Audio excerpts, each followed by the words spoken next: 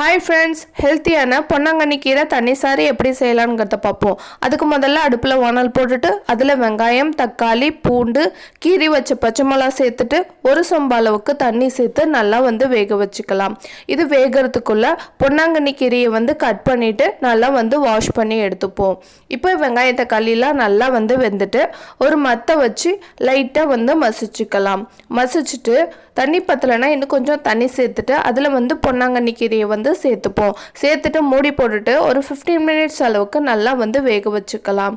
இப்போ கீரை நல்லா வெந்துட்டு பாருங்கள்.